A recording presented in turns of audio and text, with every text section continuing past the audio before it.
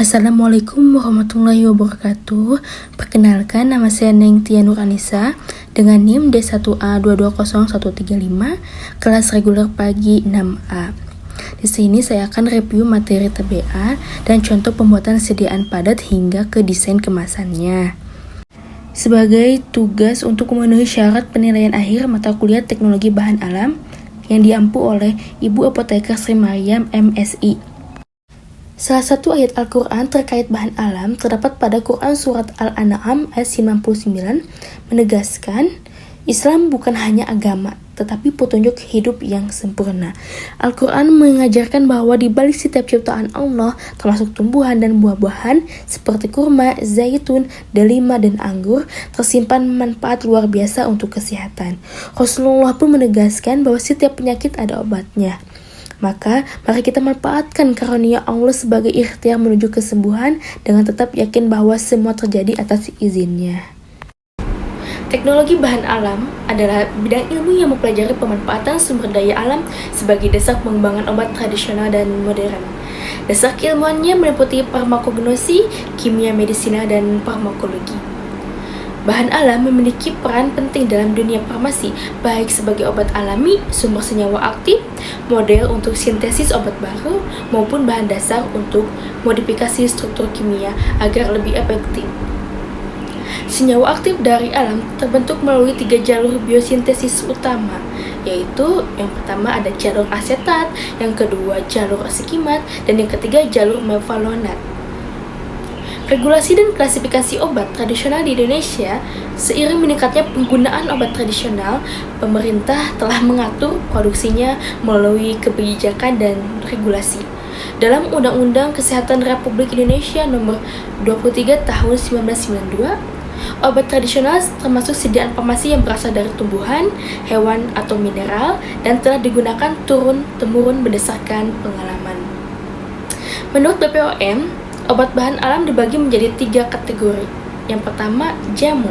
Khasiatnya telah dibuktikan secara empiris, digunakan secara tradisional, dan harus mencantumkan klaim seperti secara tradisional digunakan untuk. Yang kedua ada obat herbal terstandar atau kita sebut OHT, telah melalui uji praklinik dan bahan bakunya distandarisasi. Dan untuk yang terakhir ada fitofarmaka, sudah melalui uji praklinik dan klinik, serta standar mutu diterapkan pada bahan baku dan produk akhir. Tahapan isolasi senyawa bahan alam. Proses isolasi metabolit sekunder dari tumbuhan mencakup beberapa tahap, yaitu dimulai dari identifikasi suatu tumbuhannya, lanjut ke pembuatan simplisia, lalu dilakukan penapisan fitokimia, dan diekstraksi. Di ekstraksi ini kemudian lanjut ke standarisasi, lanjut ke vaksinasi, lalu diisolasi senyawa, dan diidentifikasilah struktur apa yang didapat.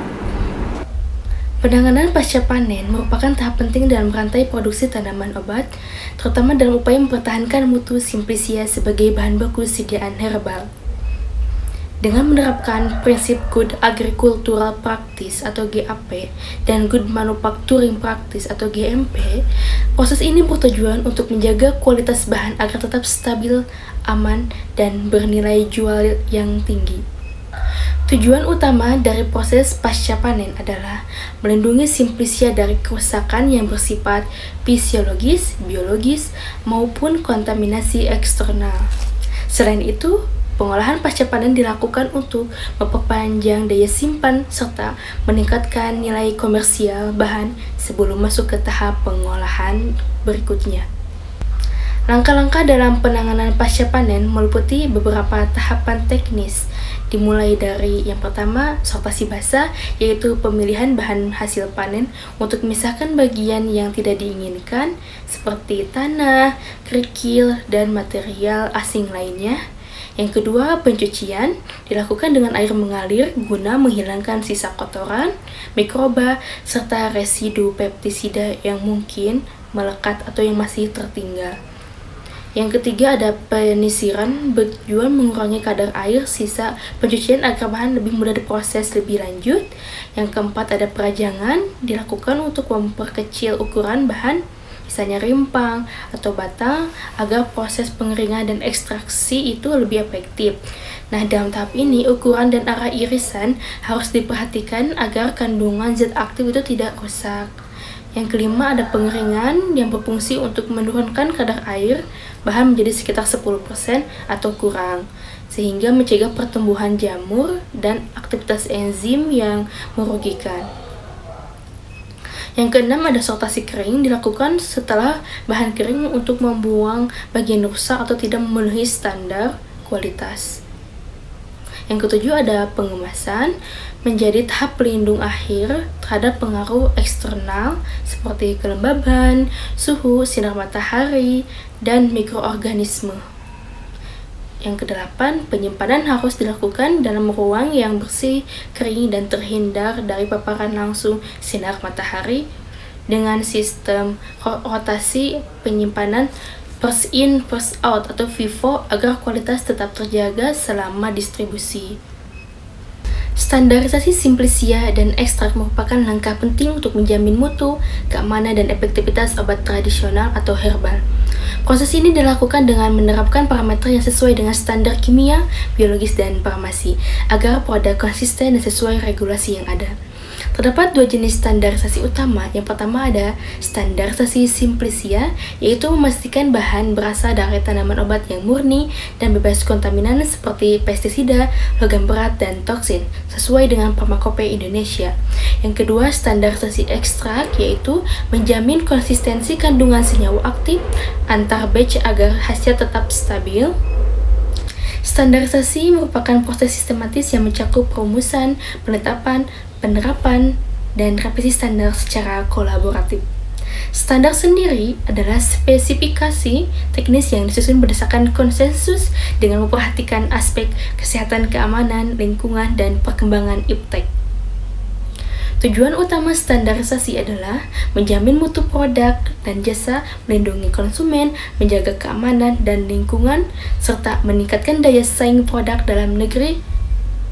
Nah, proses ini juga melibatkan banyak pihak loh, seperti produsen, distributor, konsumen, pemerintah, akademisi, dan LSM. Beberapa istilah penting dalam standarisasi antara lain ada akreditasi atau pengakuan resmi bahwa suatu lembaga itu kompeten, ada sertifikasi atau bukti tertulis bahwa produk atau jasa itu memenuhi standar yang berlaku, ada metrologi atau ilmu pengukuran baik untuk kepentingan hukum maupun teknis. Di Indonesia sendiri, kegiatan standarisasi itu dibina oleh Badan Standarisasi Nasional atau kita sebut BSN sebagai lembaga utama pengembang standar nasional. Ada BPOM sebagai pengawas teknis produk kesehatan dengan Deputi 2 khusus menangani obat tradisional. Ada juga Farmakopeia Herbal Indonesia atau FHI sebagai acuan resmi dalam standarisasi obat tradisional. Parameter mutu dibagi menjadi dua kelompok. Yang pertama ada parameter spesifik berkaitan langsung dengan identitas dan aktivitas bahan, seperti identitasnya ada nama ilmiah, bagian tanaman, dan senyawa penanda. Selanjutnya ada organoleptiknya bagaimana, dilihat dari warna, bau, rasa, dan bentuk. Dilihat dari senyawa terlarutnya, estimasi senyawa aktifnya itu melalui pelarut air atau alkohol. Terus yang kedua ada parameter non-spesifik terkait keamanan dan stabilitas produk, yaitu ada susut pengeringan, kadar air, bobot jenis, kadar abu, ada sisa pelarut, residu pestisida, cemaran logam berat, ada cemaran mikroba, kapang, atau aflatoksin. Ekstraksi adalah proses pemisahan senyawa aktif dari bahan alam seperti tumbuhan, hewan, atau mineral, menggunakan pelarut yang sesuai untuk memperoleh komponen yang diinginkan dalam bentuk larutan ekstrak. Nah, tujuan utama ekstraksi ini adalah mengambil zat aktif seperti alkaloid, flavonoid, tanin, saponin, dan lain-lain tanpa mengikutsertakan terlalu banyak senyawa pengganggu sehingga ekstrak yang dihasilkan memiliki kadar kemurnian dan aktivitas yang optimal. Konsep dasar dalam proses ekstraksi didasarkan pada prinsip like dissolve like, yang berarti senyawa akan larut dalam pelarut dengan sifat yang mirip. Tujuan utama dari ekstraksi meliputi pemisahan zat aktif dari bahan alam, menjaga mutu dan keamanan bahan simplicia dengan melakukan standarisasi dosis, serta merancang bentuk sediaan produk akhir. Metode ekstraksi sendiri diklasifikasikan menjadi dua metode dasar atau kelompok besar, yaitu metode tanpa pemanasan dan metode dengan pemanasan. Metode tanpa pemanasan atau ekstraksi dingin digunakan agar senyawa yang sensitif terhadap suhu tinggi tidak mengalami kerusakan. Dua metode utama dalam kategori ini adalah yang pertama ada maserasi, yaitu proses merendam serbuk simplicia dalam pelarut selama waktu tertentu sampai terjadi kesetimbangan konsentrasi antara lautan di dalam sel tanaman dan pelarut di luar sel. Biasanya itu 24 jam ya. Ada perkolasi, yakni teknik menyaring secara perlahan di mana pelarut itu mengalir terus-menerus melalui simplicia dalam alat yang disebut perkolator. Hal ini memungkinkan zat aktif terekstraksi secara maksimal. Sedangkan pada metode dengan pemanasan, panas itu digunakan untuk mempercepat proses ekstraksi. Terdapat beberapa teknik dalam metode ini, antara lain ada reflux, di mana pelarut dipanaskan hingga menguap, lalu uapnya itu dikondensasi dan kembali ke wadah reaksi, sehingga proses ekstraksi ini itu bisa berlangsung terus-menerus tanpa kehilangan pelarutnya. Ada Sohret menggunakan sistem pemanasan dan kondensasi berulang sehingga pelarut secara otomatis itu membasahi simplicia secara berkala sehingga memungkinkan ekstraksi ini menyeluruh. Ada digesti, proses yang dilakukan dengan pengadukan konstan pada suhu antara 40-50 derajat Celcius untuk mempercepat ekstraksi. Ada dekok atau rebusan menggunakan air panas sekitar 90 derajat Celcius selama 30 menit untuk mengekstraksi senyawa. Terakhir ada infus serupa dengan penyeduhan, yaitu menggunakan air panas 90 derajat Celcius tetapi dalam waktu lebih singkat, sekitar 15 menit saja. Dengan memahami berbagai metode ini, kita dapat memilih teknik ekstraksi yang paling sesuai tergantung pada jenis senyawa yang kita ambil atau yang kita pilih. Nah, stabilitasnya terhadap panas dan tujuan formulasi produk akhirnya. Saya akan menyampaikan ringkasan mengenai produk sediaan obat bahan alam yang dibedakan berdasarkan bentuk sediaannya. Ada sediaan padat, sediaan semi-solid, ada sediaan cair, dan kosmetik. Serta terkait mutu produknya juga. Yang pertama ada sediaan padat. Sediaan padat itu merupakan bentuk sediaan farmasi seperti tablet, kapsul, dan serbuk yang dibuat dari bahan aktif alami. Contohnya itu ada kapsul temulawak, tablet sambiloto, dan serbuk jahe. Kelebihan sediaan ini adalah stabilitasnya tinggi, praktis, dan dosisnya itu akurat. Namun ada tantangannya juga adalah proses formulasi lebih kompleks dan bioavailabilitasnya itu lebih rendah. Nah, untuk yang kedua ada sediaan semi-solid. Sediaan semi-solid itu digunakan topika seperti salep, krim, gel, dan pasta. Bentuk ini tuh mudah digunakan, melekat lama di kulit, dan bisa memberikan efek lokal seperti antiinflamasi atau pelembab. Contohnya di bahan alam itu ada ekstrak lidah buaya, minyak jahe, minyak kayu putih. Namun, meski praktis, stabilitas dan daya simpan itu sering jadi kendala, terutama jika tidak mengandung pengawet. Untuk yang ketiga ada sediaan cair. Sediaan cair ini tuh mencakup larutan, suspensi, dan emulsi. Kelebihan dari sediaan ini adalah mudah diserap dan cocok untuk anak-anak dan lansia, serta rasa bisa ditingkatkan dengan pemanis alami. Namun, stabilitasnya rendah dan perlu penyimpanan yang lebih hati-hati. Contohnya ada sirup herbal temulawak, emulsi minyak kayu putih, atau larutan ekstrak daun seraga. Untuk yang terakhir ada kosmetik bahan alam. Nah, kosmetik bahan alam ini adalah produk kecantikan yang mengandung bahan aktif alami seperti tumbuhan ataupun hasil fermentasi. Contohnya ada krim lidah buaya, sabun herbal, ada body lotion, ada lip balm berbahan alami.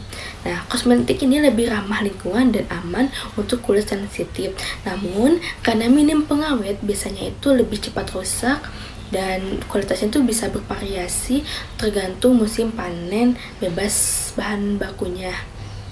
Untuk yang terakhir terkait mutu produknya, semua bentuk sediaan itu tetap harus memenuhi persyaratan mutu sesuai dengan cek POTB yang berlaku, seperti bebas cemaran mikroba, stabil secara fisik dan kimianya, ada memiliki kadar zat aktif yang standar dan dikemas serta disimpan dengan benar sesuai dengan aturan yang berlaku.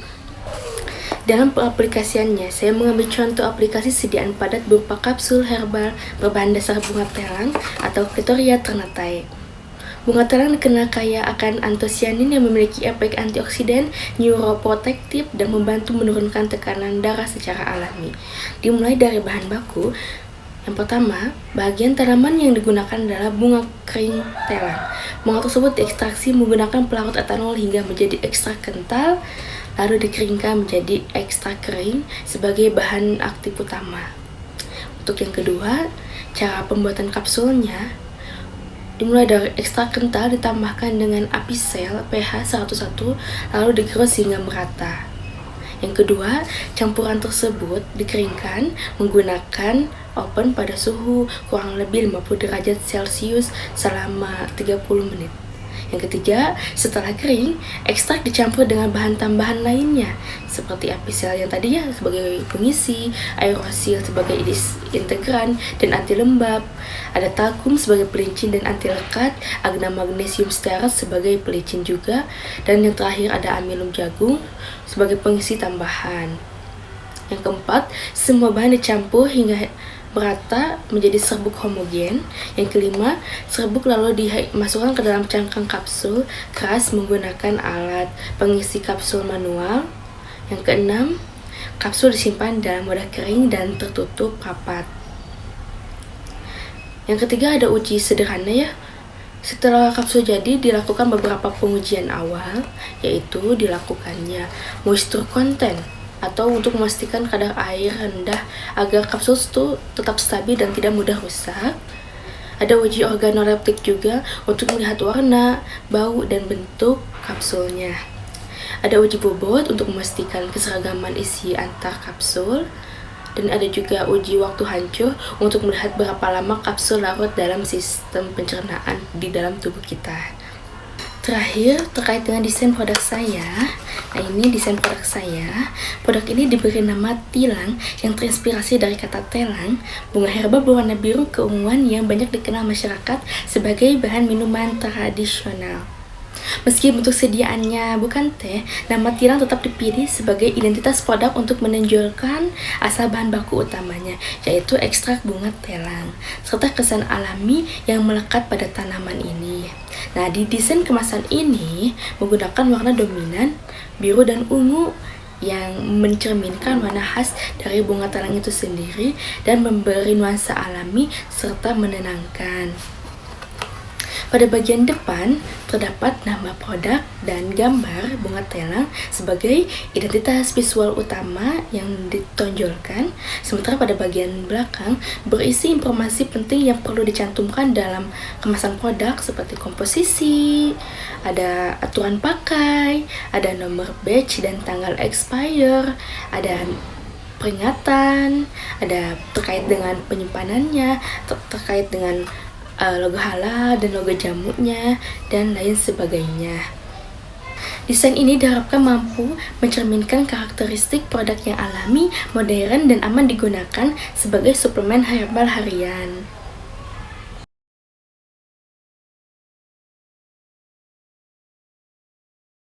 Setelah dilakukan review terhadap materi yang telah dipelajari, dapat disimpulkan bahwa pemahaman konseptual maupun aplikatif telah ditelaah secara menyeluruh. Kegiatan ini tidak hanya memperkuat pengetahuan dasar, tetapi juga memberikan kesempatan untuk memperbaiki kekeliruan, memperdalam pemahaman, dan mengklasifikasi poin-poin penting yang sebelumnya kurang jelas. Diharapkan hasil review ini dapat menjadi bekal yang bermanfaat dalam proses pembelajaran selanjutnya, serta menunjang penguasaan materi secara komprehensif.